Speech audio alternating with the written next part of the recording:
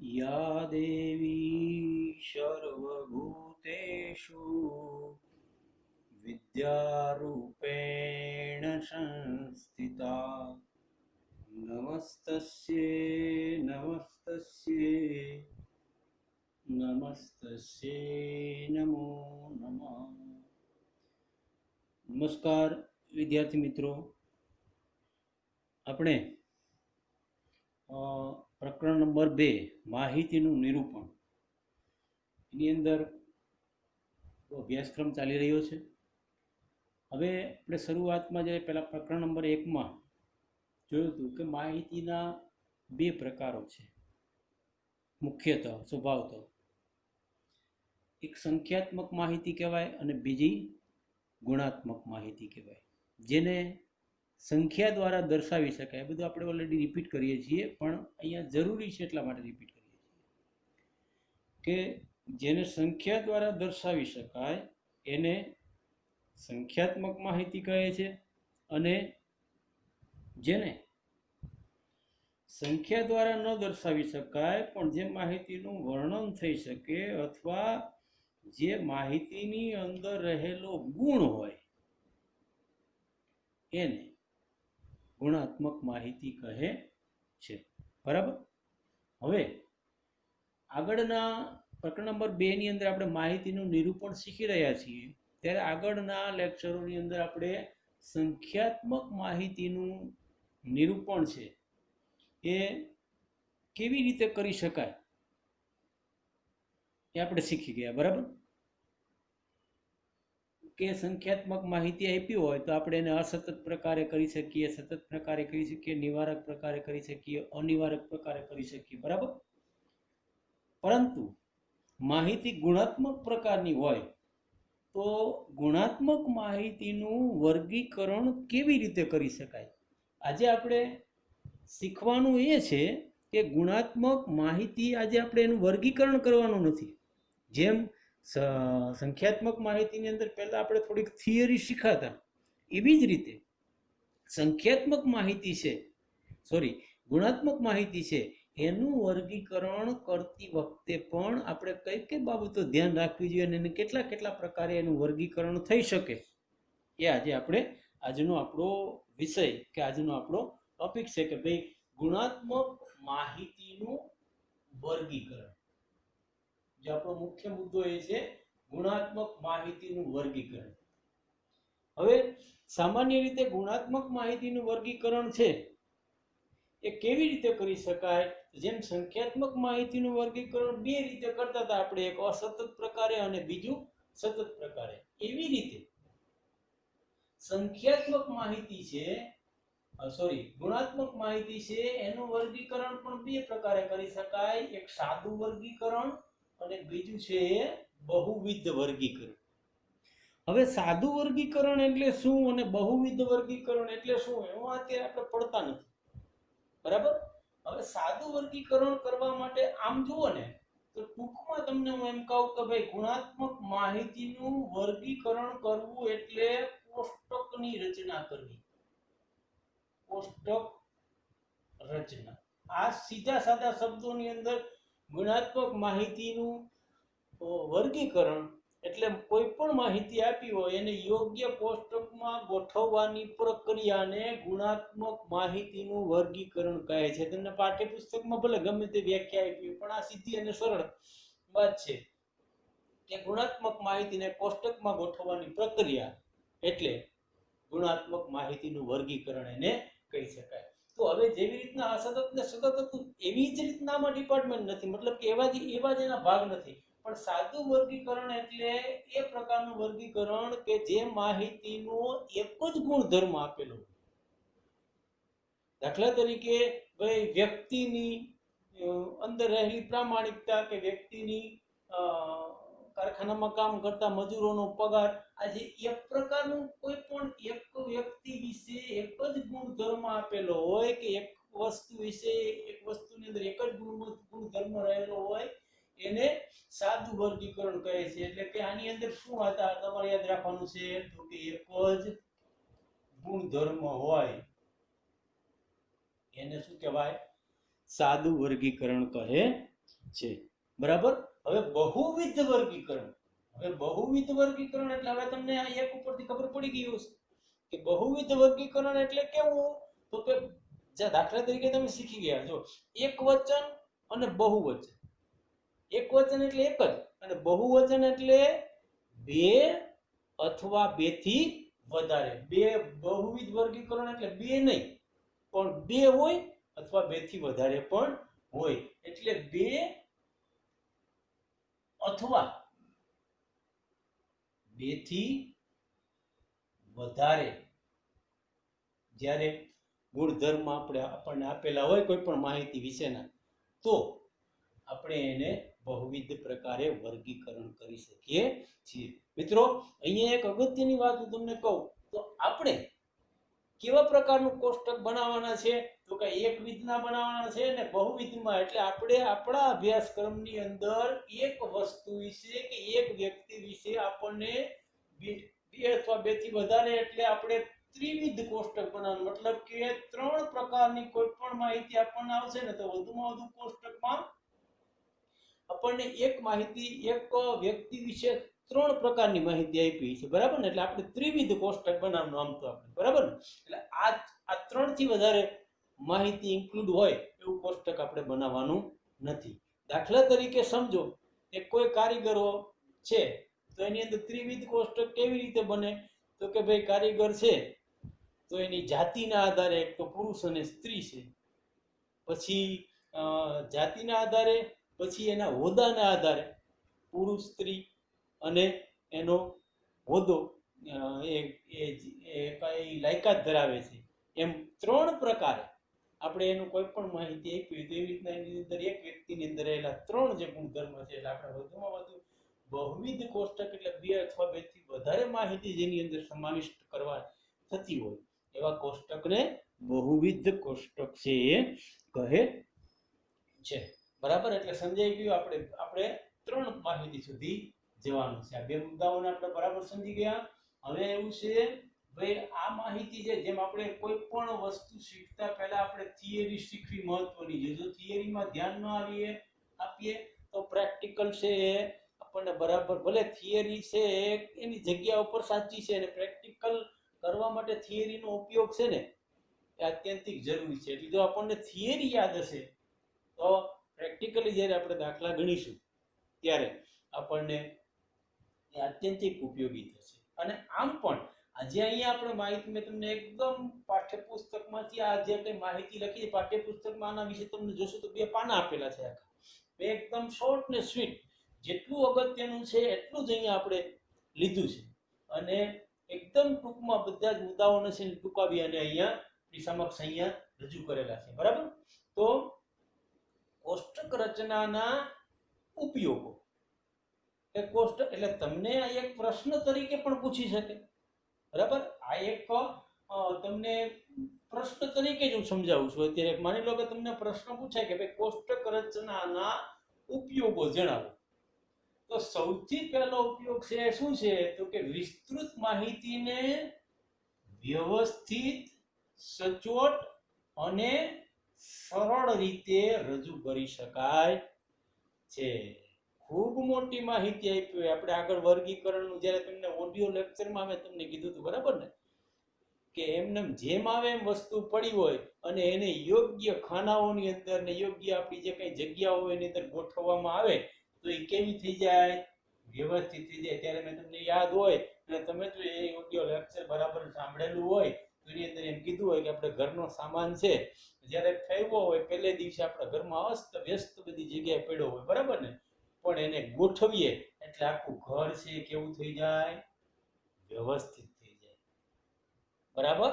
અને સચોટ એટલે કે એની એક જગ્યા નિશ્ચિત થઈ જાય કે આ જગ્યા અહીંયા જ હોય અને પછી એને સરળ રીતે રજૂ કરી શકાય. એટલે આપણે એની રજૂઆત છે સરળ રીતે આમ શું કહેવાય કે આખાનું આના માટે જ સર્જાયેલું છે કે આ મૂકવા માટે ત્યાં બરાબર બંધ બેસતું છે. જેમ આપણે ટીવીના પહેલા કેમ હવે તો ટીવી સ્ટેન્ડ બનાવે છે, પહેલા ટીવી માટેના એક શું કહેવાય તૈયાર સ્ટેન્ડ આવતા કે જેની અંદર ટીવી જોઈએ એટલી જ જગ્યાઓ ફિક્સ એના માટેની. એવી રીતે એ આ જગ્યા છે તો આમાં આવી જ પ્રકારની માહિતી એટલે સરળ રીતે આપણે કોષ્ટક દ્વારા છે ને માહિતીને વ્યવસ્થિત, સચોટ આપણને સરળ રીતે રજૂ કરી શકીએ છીએ. આ એક વસ્તુ સમજાઈ ગઈ બધાને બરાબર. પછી આ એક પછી નંબર 2, સમય, શક્તિ અને નાણાં. આ વસ્તુ આપણે વારંવાર આવશે, જો જ્યાં ગોઠવણ આવશે ને સમય, શક્તિ અને નાણાંનો બચાવ થાય છે, બરાબર ને, વ્યવસ્થિત. એટલે આને મારે કઈ તમને બહુ સમજાવવાની જરૂર નથી કે જ્યારે માહિતી જોતી હોય ત્યારે ઝડપથી આપણને મળે છે, આપણી માનવ શક્તિનો વ્યય નથી થતો, ખોટો સમય બગડતો નથી અને પૈસા પણ ખર્ચવા પડતા નથી. મતલબ કે આપણને ઝડપથી જે જોઈએ એ માહિતી આપણને મળી જાય છે, બરાબર ને. જો યોગ્ય રીતે કોષ્ટકની અંદર રજૂ થયેલી હોય તો, નહીંતર ઘણા બધા પાના ફેરવવા છતાં પણ આપણને એ માહિતી મળી શકતી નથી. એટલે બરાબર બીજો મુદ્દો છે, એની અંદર કઈ બહુ જાજી ક્લેરિફિકેશનની જરૂર છે નહીં, બરાબર. ત્યાર પછી નંબર 3 કે માહિતીની સરખામણી સરળતાથી કરી શકાય છે. જો આ ત્રીજો મુદ્દો છે ને એની અંદર આવે છે સરખામણી. કે આપણે કોષ્ટક રચના કરીએ છીએ એ માત્ર ને માત્ર માહિતીને ગોઠવવા માટે જ કરતા નથી, કારણ કે આપણો જે આંકડાશાસ્ત્ર છે ને એ આખો સંશોધનનો વિષય છે. સંશોધનાત્મક બાબતોની અંદર જ આંકડાશાસ્ત્ર આવે છે. એટલે સંશોધનનો વિષય હોવાથી માહિતીની સરખામણી છે ને કોષ્ટક દ્વારા સરળતાથી કરી શકાય છે. દાખલા તરીકે તમે જુઓ તો જુદા જુદા કોષ્ટકો આપેલા, દાખલા તરીકે વરસાદના આંકડાઓ આપેલા હોય તો દર વર્ષના આંકડાઓ આપેલા હોય તો આપણે કોષ્ટકની અંદરથી બરાબર સરખામણી કરીને કરી શકીએ કે નહીં. બાજુમાં કોષ્ટકો દોરેલા હોય તો એક જ કોષ્ટકની અંદર માહિતી ગઈ વર્ષે આટલા ઇંચ વરસાદ થયો હતો, આ વર્ષે આટલા ઇંચ થયો, ગયા વર્ષે એવરેજ આપણો આટલા વર્ષનો એવરેજ વરસાદ આટલો થયો. આમ એક કોષ્ટક દોરી અને જ્યારે આપણને સમજાવવામાં આવ્યું હોય તો આ માહિતી છે એને આપણે યોગ્ય રીતે સરળતાથી કમ્પેરિઝન કરી શકીએ છીએ. કમ્પેરિઝન સરખામણીનો મતલબ જ છે બે વસ્તુ સામે સામે હોય તો જ આપણે સરખામણી કરી શકીએ. સામે સામે વસ્તુ ન હોય તો સરખામણી કરી શકીએ નહીં. માની લો કે એક માહિતી છે એક પુસ્તકમાં છે, બીજી માહિતી છે બીજા પુસ્તકમાં છે.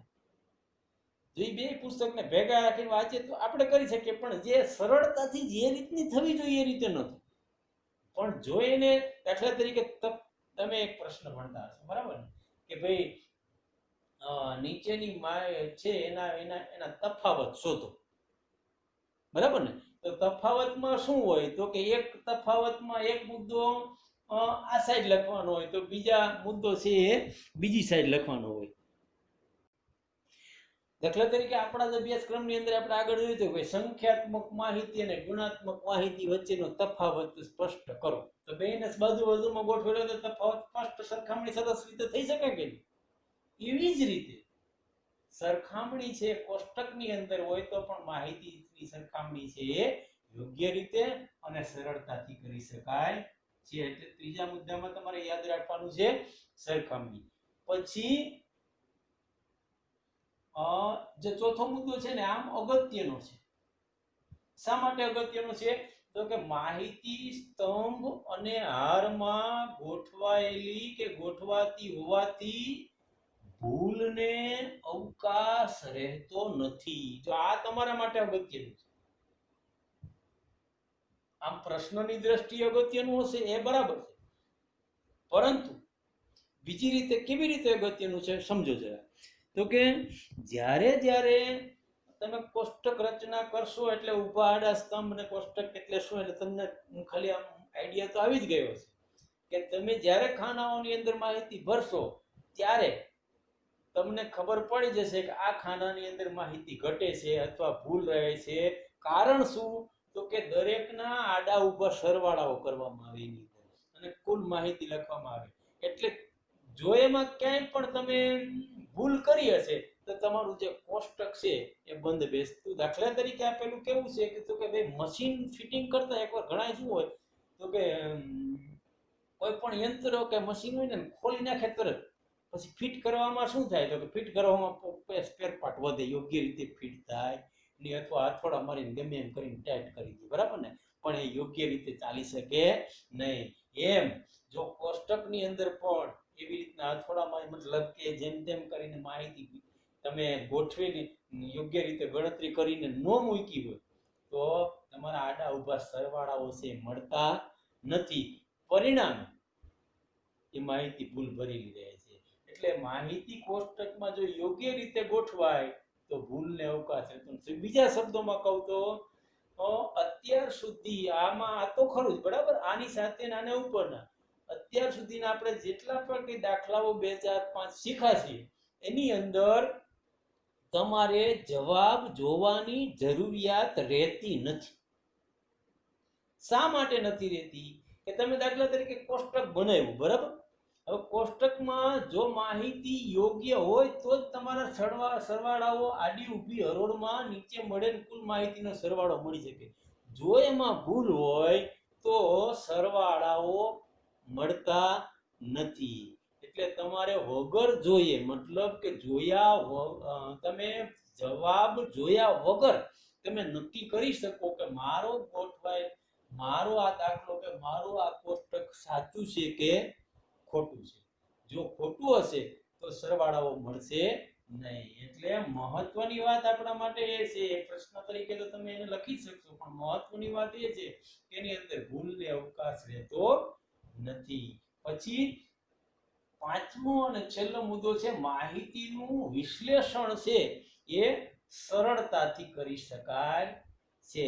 વિશ્લેષણ એટલે એનાલિસિસ કહી શકાય. મેં તમને હમણાં કીધું ને કે વરસાદના આંકડાઓ આપ્યા હોય તો એમ થાય કે ભાઈ આ મહિનામાં આટલો વરસાદ પડ્યો, આ મહિનામાં આટલો વરસાદ પડ્યો, અહીંયા આટલો વરસાદ. આમ કોષ્ટકની અંદર જો બરાબર માહિતી ગોઠવેલી હોય તો એનું વિશ્લેષણ એનાલિસિસ છે એ આપણે બરાબર રીતે કરી શકીએ છીએ. બરાબર, એટલે એ સરળતાથી કરી શકાય છે. આટલા કોષ્ટક રચનાના ઉપયોગો છે. બરાબર, ચોપડીની અંદર આનાથી વધારે પણ આપેલા છે, પણ આ એના નિચોડ સ્વરૂપ જે કંઈ હતા એ આપણે અહીંયા લખી અને સમજ્યા છે. તમને પ્રશ્ન તરીકે એમ પણ પૂછી શકે કે કોષ્ટક રચનાના ફાયદાઓ જણાવો. ઉપયોગો ન કહે, ફાયદાઓ કહે તો પણ તમારે આ જ વસ્તુ લખવાની છે, અને કોષ્ટક રચનાના ઉપયોગો કહે તો પણ આટલા મુદ્દાઓ છે એ લખવાના છે. બરાબર, હવે આપણે મૂળ એટલે કે હવે આપણે જેના વિશે માહિતી મેળવવાની છે એવો એક નવો મુદ્દો છે, કોષ્ટક રચનાના માર્ગદર્શક નિયમો. જો હવે આપણે થિયરી શરૂ થઈ છે તો કોષ્ટક રચના કરતી વખતે કઈ કઈ બાબતોનું ધ્યાન રાખવું, માર્ગદર્શક નિયમો કઈ કઈ આપણે કોષ્ટક રચના કરવાની થિયરી શું? તો સૌથી પહેલું છે ને કે કોષ્ટકને ખાલી એક જ શબ્દ મેં અહીંયા લખ્યો છે. તમને એમ પ્રશ્ન આજે બે પ્રશ્ન પૂછાય છે, આવો પણ પૂછી શકે અને આ પણ પૂછી શકે કે કોષ્ટક રચનાના માર્ગદર્શક નિયમો જણાવો. તો તમારે એની અંદર પહેલી લીટી આંખો વીંચીને એ જ લખી નાખવાની કે કોઈ પણ કોષ્ટકને યોગ્ય શીર્ષક આપેલું હોવું જોઈએ.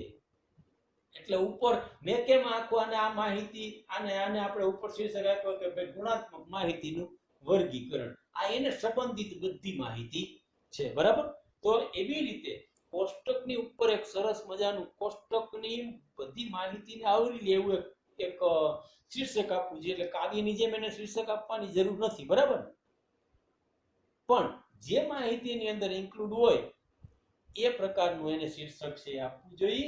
પછી ટોટલ આખા કોષ્ટકને તો એક શીર્ષક આપવું જોઈએ. પછી સ્તંભ અને હાર.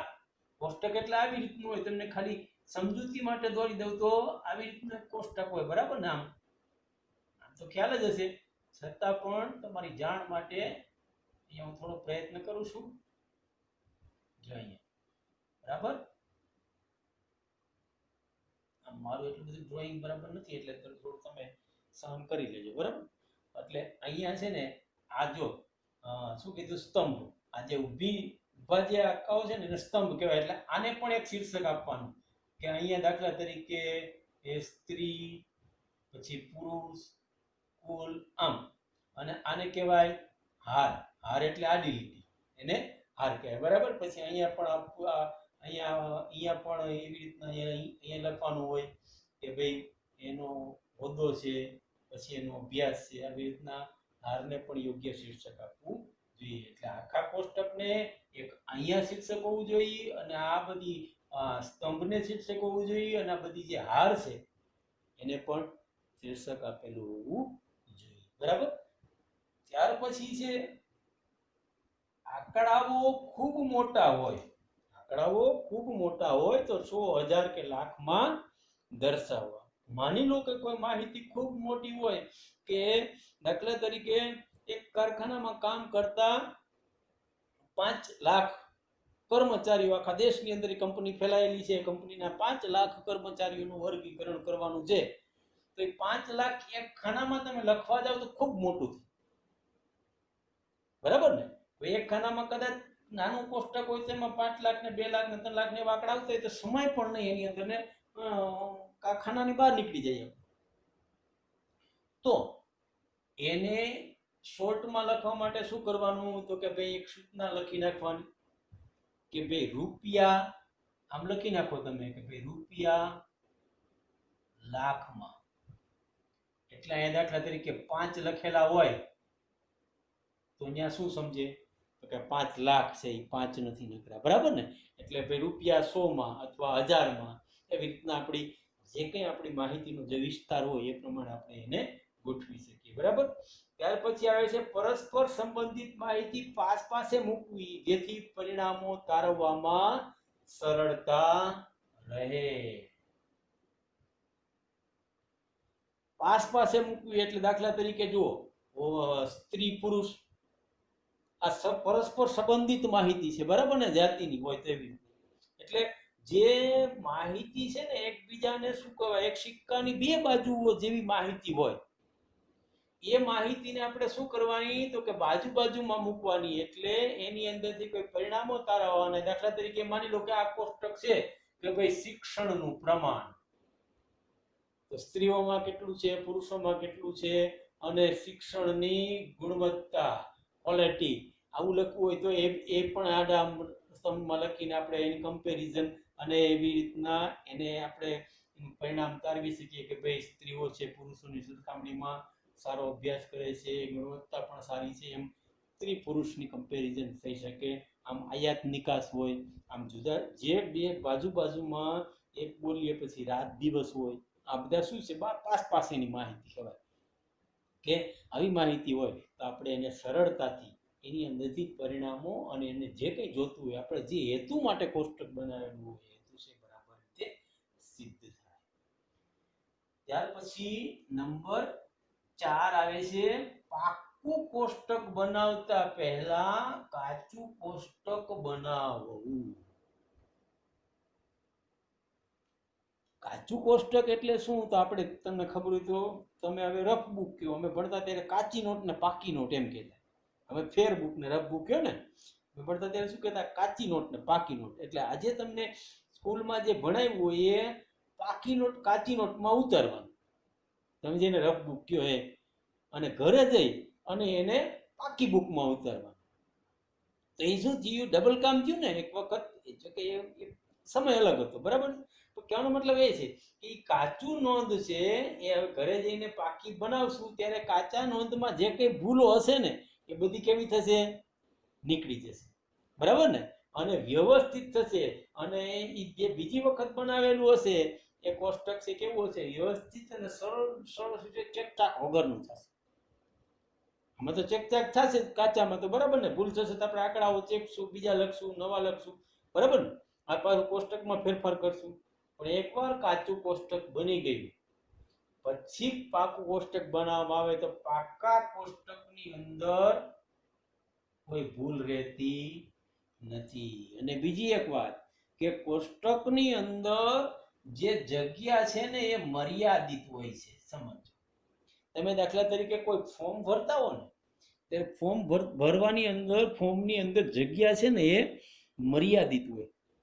મર્યાદિત હવે તો એવા જ ફોર્મ આવે કે ભાઈ તમારી અટક તો એની અંદર ખાના જ આપ્યા કે અમુક અક્ષરો એની અંદર લખવાના, એટલે એમાં જો તમે ભૂલ કરો ને તો એ ખાનું ચેકીને કાંઈ આનું પાનું કાઢી નાખે ને કાંઈ એમાં વ્હાઇટનર મારવું પડે ને બધું પ્રોસેસ કરવી પડે ને, કારણ કે એ જગ્યાએ જે અક્ષર આવવો જોઈએ એના માટે બીજી કોઈ જગ્યા એલોટમેન્ટ થયેલી હોતી નથી. એટલે દાખલા તરીકે તારીખ લખવાની હોય તો તારીખના જેટલા ખાના હોય એટલા જ આપેલા હોય. 0 તો દાખલા તરીકે આજે તારીખ છે કે ભાઈ 07/09/2020, તો 8 ખાનાઓ આપેલા. હવે તમે એમાં ભૂલ કરો તો શું થાય,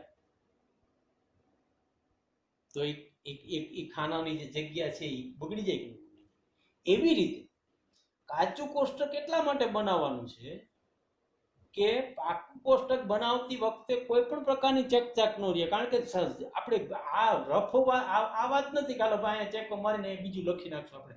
કારણ શું? તો કે બાજુમાં તરત બીજું આપેલું છે, એના માટે જેટલી જગ્યા એલોટ થયેલી છે એટલામાં સ્વચ્છ રીતે લખાયેલું હોવું જોઈએ. એટલે કાચું કોષ્ટક એટલા માટે જરૂરી છે કે આખું કોષ્ટક એના ઉપરથી બનાવશું તો કોઈ પણ ભૂલ નહીં રહે અને એકદમ સ્વચ્છ અને સુઘડ રીતે આપણું કોષ્ટક છે એ બની શકશે. બરાબર છે. ત્યાર પછી છેલ્લો મુદ્દો છે કે એક જ કોષ્ટકમાં બધી માહિતી સમાવી જ લેવી એવો આગ્રહ ક્યારેય રાખવો નહીં. આ છેલ્લો મુદ્દો છે. બરાબર કે નવી માહિતી માટે જુદી જો કોષ્ટક એક વસ્તુ બરાબર ધ્યાન રાખજો કે કોષ્ટક છે ને કા ચોરસ હોય ને કા લંબચોરસ હોય. આ બે જ કોષ્ટકના આકાર છે. ત્રીજો કોઈ કોષ્ટકનો આકાર નથી. કોષ્ટક કોઈ ગોળ નથી હોતું કે કોષ્ટક કોઈ ત્રિકોણ આકારનું નથી હોતું કે કોઈ પણ આમ એક માહિતી આમ કરીને અહીંયા આમ આવી રીતનું આમ કોષ્ટક ના હોય. બરાબર ને? હોય તો એ કા ચોરસ હોય અને કા લંબચોરસ. પછી અહીંયા તમે આમ છેડો કાઢીને અહીંયા આમ નોંધ કરીને આની હારે આમ જોડો તો એ કોષ્ટક છે નહીં. હા, તમે એને માનો તો બરાબર છે, બાકી લીગલી એવું કોષ્ટક રચના આવી હોતી નથી. એટલે શું કરવાનું તો કે ભાઈ એક જ કોષ્ટકમાં બધી માહિતી સમાવી લેવી એવો આગ્રહ રાખવો નહીં. નવી માહિતી માટે નવું કોષ્ટક બનાવવું પડે તો અચૂક રીતે બનાવી લેવું. બરાબર છે. આટલા મુખ્ય મુદ્દાઓ છે એ કોષ્ટક રચનાને લગતા અને ગુણાત્મક માહિતીને લગતા મુખ્ય મુદ્દાઓની આપણે નોંધ કરી છે. તમે પાઠ્યપુસ્તકની અંદર પણ બીજા ઘણા બધા મુદ્દાઓ એવા આપેલા છે, એમનો પણ સાથે સાથે અભ્યાસ કરી લેજો. કારણ કે આપણને આ થિયરિકલ રીતે આ બે ક્વેશ્ચન પણ પૂછી શકશે. એટલે તમારે આ બે ક્વેશ્ચનને ફેરબુકની અંદર પણ ઉતારી લેવાના છે. કોષ્ટક રચનાના ઉપયોગો અને કોષ્ટક રચનાના માર્ગદર્શક નિયમો બે અલગ અલગ પ્રશ્ન તરીકે પણ પૂછી શકે. બરાબર છે. અને હવે નેક્સ્ટ લેક્ચરની અંદર આપણે સાદું વર્ગીકરણ અને બહુવિધ વર્ગીકરણ એટલે સાદું કોષ્ટક અને બહુવિધ કોષ્ટક રચનાના દાખલાઓ છે એ ગણવાની છે. એ આવતા લેક્ચરથી આપણે શરૂઆત છે એ કરી દઈશું. આજના દિવસે આટલું પૂરતું છે. એટલું કહી અને આજનું આપણું જે લેક્ચર છે એને પૂરું કરીએ છીએ. બધાનો દિવસ શુભ રહે એવી શુભકામના સાથે આજનું લેક્ચર છે એને અહીંયા વિરામ આપીએ છીએ. નમસ્કાર મિત્રો.